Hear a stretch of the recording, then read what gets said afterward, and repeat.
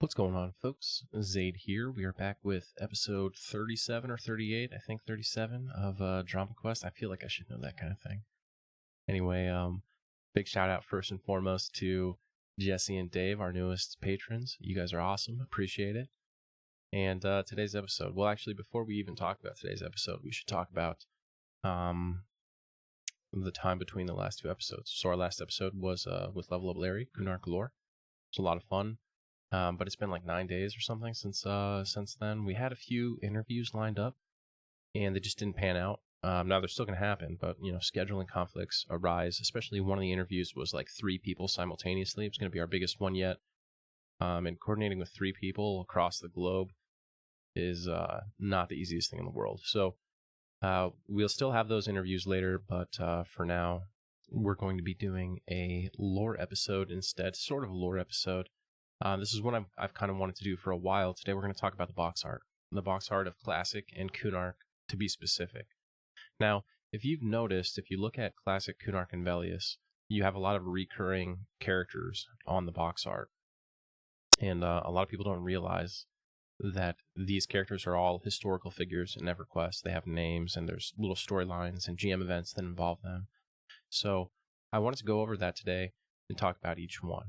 Now, if you go all the way back to like 2001 on the Wayback Machine, you can find a place called the Harvey's Head Tavern, which was part of the SOE website, thestation.com.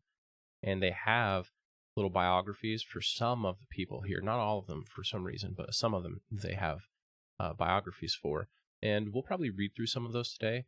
But at the very least, I wanted to touch on every single one of these characters for both the Classic and Kunark box art and talk about them. With that said, we'll jump right in with Verona Vi, right? That's the obvious starting point. So the interesting part here about Verona Vi is that, am I getting ahead of myself? Maybe I am. We'll start with who Verona Vi is, just in case somebody doesn't know. Verona Vi is the chosen of Tunair. She is the child of Galeth Veredith and the queen of the High Elves. Now, Galeth is originally shown to us as a holy paladin, but in reality, he is a spirit from the plane of growth that took the body of a high elf and basically did the work of Tunair, which is to strive for balance. At the time when Verona Vi was conceived, the high elves were rapidly coming out of balance. They had recently established Felwith, and it had grown into a major city. They started to look down on the other elves, and there was corruption occurring in their society, so it was becoming a big problem. And Tunair was kind of looking at this and sent Galeth to produce this heir that would restore balance to the world of Norath. Now, if you read the old stories, it's kind of crazy how unlikable the king of the High Elves is at this point. Like, he does a ton of terrible things. His wife won't even go and see him. She just stays in her tower all day, and he's totally content with this. Like, she stays in her tower all day to the point where he doesn't realize she's pregnant. Like, 9 months goes by, and Verona Vi is born and carried off into the woods, and he never knows. I believe she dies in childbirth, and they just say that she was sick. So he was not doing a good job. And this is the same king that we deal with for, like, a huge part of the rest of the story. So suffice to say, there definitely were some issues going on at that time. Now, Verona Vi, when she was born, she was raised in the woods, very Emile style, like simple upbringing, focused on balance, didn't know that she was royalty, didn't know she was the chosen of Tunair or anything like that. And she was taught the ways of battle and stuff by Galeth. So once she gets older, she feels the call from Tunair to travel the world and learn what balance really is, rather than to go and just kind of like read about it or be taught about it. It's like you have to go experience it. So that's what she does. She travels all over the world. Eventually, she gets to Kunark. She has a whole host of friends that she meets as she travels the world, and these are those friends. The box art is full of the friends and companions that Tunair makes, that Verona Vi makes as she travels the world. Now, when she gets to Kunark, she eventually meets the Ring of Scale. It's sort of safe to assume that when she encounters them at first, they're in the guise of some other humanoid form rather than their draconic forms. In early EverQuest, especially classic EQ, the Ring of Scale has like this reputation for being sort of like tricksters. There are several members of the Ring of Scale that come during GM events throughout Classic, and their MO is they present themselves as like elves or humans to the players. They give them quests, and at the conclusion of the quest, you realize they transform, and you realize that they were dragons under an illusion the entire time. So that is how the Ring of Scale typically interacts with the lesser races, almost through like trickery and misdirection. But in any event, they tell Fronavi, I don't know why I keep saying Tunair. They tell Fronavi that they can help her restore balance to the world, but that she has to give them some of her memories. Now, Fronavi mistakenly believes that this means she's going to share her memories with them. But what they really do is they, one, don't hold up their end of the bargain. They don't do anything for balance as far as we can tell. But two, they take the memories of her and all of her companions. So they like forget about each other entirely. They forget most of their past to different degrees. And they are then seemingly transported back to their homes and left to live the rest of their lives as though they had never met. Now, Fronavi eventually hears the call of Tunair again and is able to summon Tunair and have a conversation with her. Tunair gives her the life guide, which is the scepter that is in her hand here, and it restores her memory, most of it. And she tells her to go and find all of her companions and restore their memories, and every time she does, she'll gain back some additional memory of her own. And eventually, every one of them will have all their memories back that were stripped away. So she goes and does that. And the reason why I had to say all of this before we talked about anything else on the cover art here is just because Fronavi already has the life guide in her hand on this box art, which means she's already met all these people. She's already traveled to Kunark, and they've all lost their memories. So what we're seeing here in this image is sort of the reunion of the Fellowship of Fronavi as she tries to get all their memories back. Now, on the box, we also see some characters that appear to be evil, right? And there's a sort of a battle happening here. So these evil characters are also recurring. We see them on the Kunark box art. We see them on the Valley's box art. They are Valai Kaizal, that is the dark elf woman here with the big white hair and the golden like crown hairdress kind of thing. And she's the leader of this little trio. We have Rogkast Vril, that's the troll back here. And then we have Gargan Bumblock, that's the ogre warrior. So this is a troll shadow knight and ogre warrior. And I believe she's a dark elf wizard. Of course, they're all, historical characters, super magic powers. So she walks around with a sword and fights people and then casts Ice Comet. It doesn't matter. Now, remember when you look especially at the ogres and trolls here, that these are Keith Parkinson's interpretation of the races of EverQuest. Some of them are pretty spot on. Some of them are pretty distant from what we actually see in game, either be it due to artistic limitations of the graphical powers of the time or, whatever other reason you might see. But nevertheless, there's a big battle going on here. If I had to guess, I would think that this was a battle that took place when Fronavi returned to Felwith, regained her companions, and had been restoring their memories. The reason I say this is because Lorison Oakwind, right here, this elf all the way on the right edge of the painting, is standing there with his bow, which is the rain collar, by the way, not the artifact bow Oakwind that you might be expecting him to have. That is Lorison Oakwind. He's a wood elf ranger, and he's a good friend of Fronavi's. Now, during the celebration, after they have regained their memories, but before they go back to Kunark for the second time, these three appear. They port into Greater Fadark via the Wizard Spire. More credence to the idea that Valai here is a wizard. They sneak up on the celebration, and this ogre, Gargan, throws a boulder and hits Lorison. And then this huge melee breaks out, and the troll Shadow Knight, Rogkast, moves up and smashes him with the boulder again, killing him. So he dies, which is why we don't see him on any other box art ever again. Now, there's a little bit of box art that is actually cut off here. If you pull out your handy dandy EverQuest big box, you're going to have a hard time seeing it in this video. But right over here, you can see that the digital copy that we have displayed actually cuts this off. This is 2 gnomish companions, which are part of the party and are seen on the other box arts. They are called Dabner, Dreadnever, and Ognet Esnertob. It's a mage and a cleric, respectively, and they are operating some kind of clockwork contraption over there to send a bunch of arrows toward our assailants. Now, we'll talk about the rest of these people each in turn here. May as well start with Dagda. This is a barbarian warrior, Dagda Ice Fury.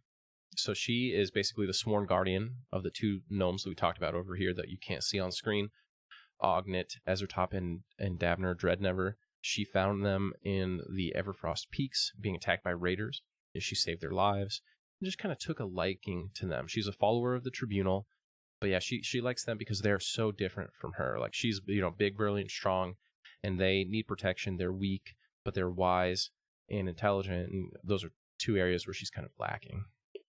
And for their part, they just like her because it's nice to have a big person with a sword hanging around.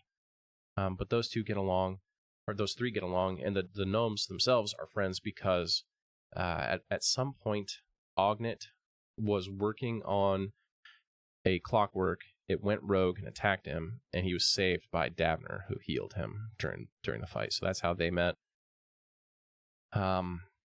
Right here in the front, we have the famous erudite Alcabor, the greatest wizard, the greatest mind of his age, rivaled only perhaps by Finnegalotropos, the last of the Kedge. We've got Sinache Heartsinger, our bard. We assume this is Nagafen, though I don't think it's ever explicitly stated.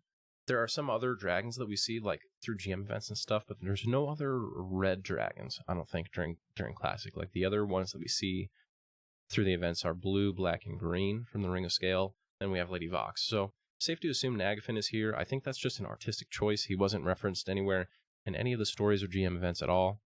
So, I doubt there was ever a time where this battle was happening and Nagafen was just chilling on a rock watching it, and was also about the same height as, like, Alcabor. So, yeah, he's just hanging out here.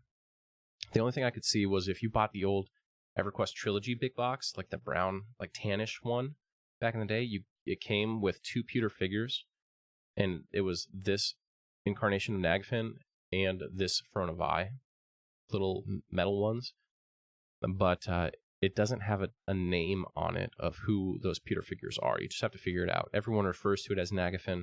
So for the sake of, lack of better option, we're just going to say, sure, that's Nagafen. Here we have if you look at kind of like center point here, the dwarf with the axe and the red plume, that is Thuber Axebringer. He is one of the ambassadors of Kaladin. He is also a former member of the Storm Guard, which is basically the guard faction for Kaladin. Originally, he was like a blacksmith's apprentice who just fought in the arena. He was making a bunch of weapons. King Kazan Stormhammer came in looking for weapons, and he refused to sell the weapons that he was making to the king because he said they were only good for a warrior who deserved them, and he was the only person who was good enough to use them, basically. So the king heard this and was like, okay, if you're such a good warrior, welcome to the guard. And boom, that was it. He got employed that way. He was happy about it. Obviously, he did good because he rose up through the ranks, and eventually now he's, got a diplomatic role here as an ambassador. And he's gone on all these crazy adventures, so it worked out. But it's a pretty crazy thing to say to the king of your race. Anyway, so next to him we have a small halfling with a green cloak. That is Dreezil Pocket Dip from Rivervale. He's kind of always getting himself into trouble, and he does have a Ragebringer, which you'll know if you ever read the EverQuest comic book. You can see all these characters are pretty much mentioned in there. And there's a point where he backstabs a Froglock and he yells, "Backstabbed by Ragebringer." So that's how we know he's got a Ragebringer, though it doesn't look like that's what he's using right in this moment. Anyway, he's notable because he got arrested in High Pass. He was framed for selling Blackborough Stout because he caught some guards with it and tried to expose them. So he got framed, was going to prison, and was potentially facing execution. And Pharaoh had to come and be like his lawyer and conduct a whole legal battle, which was like three separate stories long to get him freed and shamed Carson McCabe for trying to do this to him. That's Drizel. And then if we go over here to our Kunark box art, boom, we got pretty much all the same characters, right? We've got Alcabora on the far right, Dagda right next to him. We have, instead of Lorisin, we have Lyrie, Oakwind. We have Sianache, Heartsinger in the back. We have, I'm not sure if this is our mage or our cleric gnome, if it's Ogden or Dabner. We only have one here that I can see. So someone else must be in the background. We have Thubir here. We have our bad guy trio with our new bad guy here, Danik Dorantath. And of course, I forgot to mention him last time. Our paladin in shining armor, which is Sir Jevik Isqual. Cool name. He was chosen second, only after the Outrider of Karana, aka Eredun Mithara, was too busy fighting Kazakh Thul to come on this adventure.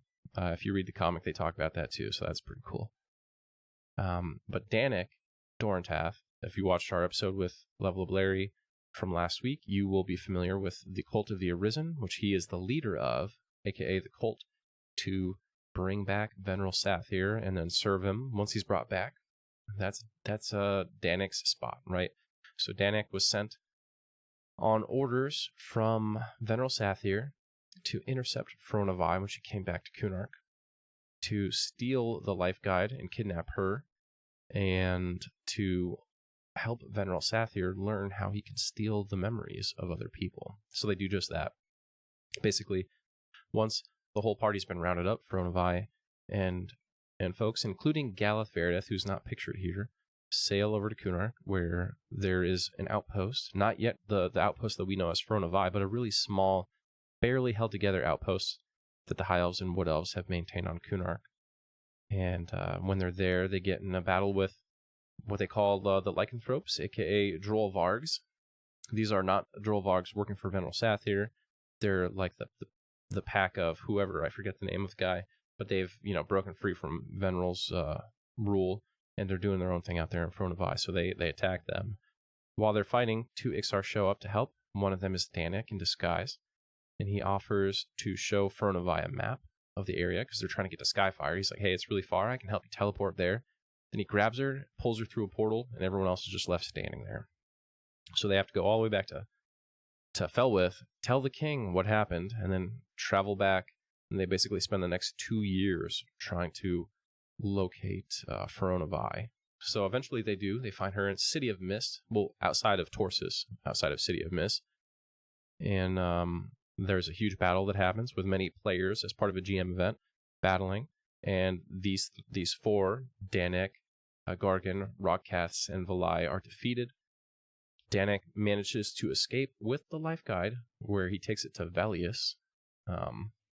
But they do rescue Phronovi.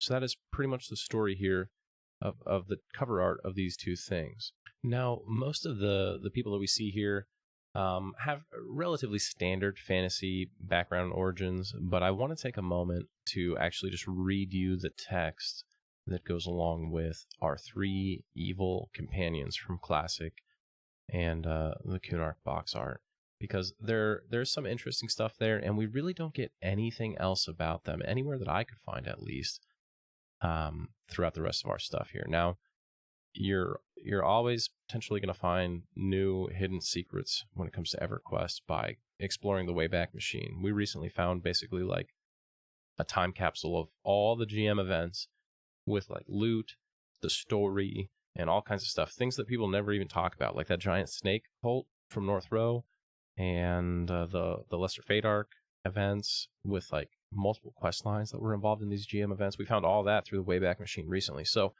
you never really know what you'll stumble upon, but right now, this was the best I could find. Now, I'm going to read you Valai's first, and we'll go from there. So, Valai Kaizal is a very proud and arrogant dark elven wizard. She has a strong disdain for every other race, including other dark elves who do not follow her philosophies. To her, warriors and those who take up the blade are mere idiots, utterly lacking in the intelligence necessary to master the true powers, the force of magic. Valai has been an enemy of Fronovi and her companions, namely Dagda Icefury, for countless years, since before the group of hardy adventurers set out for the undiscovered lands of Kunark nearly 10 years ago. Valai has since kept an eye upon the returned party.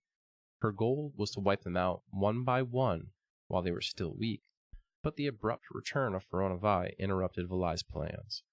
Though she holds a great hatred of Fronovi and her followers, Valai harbors a secret respect for Ferona's erudite companion, the wizard Alcabor. She would never express this publicly, however.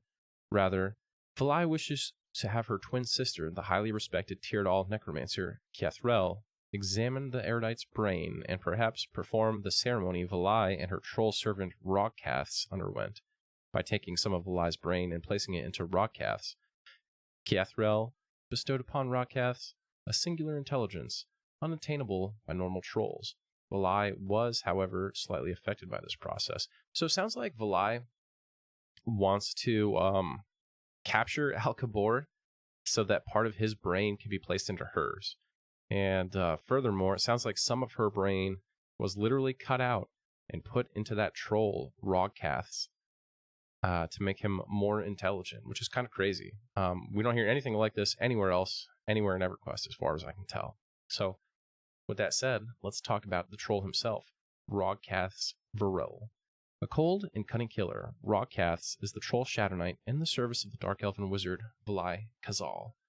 Though Rogcaths abhors her and often entertains images of the wizard's severed head hanging from the tip of his blade, he is inextricably bound to Valai as a consequence of the horrific experiment that left him with heightened intelligence above and beyond that of his trollish kin. Rogcaths holds respect for his own people, but has inherited Valai's intolerances. All other races are inferior, and ogres, in particular, are a lowly and pitiable lot to be used in whatever manner best serves his twisted purposes. Yeah, so here, with Rogcaths, we actually have what I consider a pretty compelling character. I think the trolls are a little bit underutilized, and with him having increased intelligence because he's got part of the brain of a dark elf wizard in his mind, but still has his own personality. I feel like there was a lot that could have been done with this in other events, quests, or even expansions. So I know it's asking a lot to expect to see him come back after 24 years of EverQuest progression since we've seen him. But I do think it's a compelling character, and I wish we had seen more of him. Now, of course, even though he hates ogres, he is partnered with an ogre, Gargan Bumblock. And I don't know if you looked at the difference between Gargan, who is the dude with the giant red breastplate, holding a boulder over his head as he's about to smash somebody in the Kunark box art. I'll leave this to you, but if you look at the vision of him on the classic box art and then how he looks on the Kunark box art, he got some upgrades, and we'll leave it at that. Anyway, Gargan Bumblock is an ogre shaman. So I got it wrong. For some reason, I was thinking he was a warrior, but he's apparently a shaman. So he's an ogre shaman and lives up to the reputation of his race. He has wisdom enough to hold a staff and cast purdy sparklies, but little more. Gargan has a deep fear for Rogcaths and Valai, which they exploit to press him into service. He always performs their orders without question. Gargan also has an adoration for Tyrdal in general, Tyrdal being dark elves, of course. He views them as superior beings, thanks to the propaganda fed to him by Valai.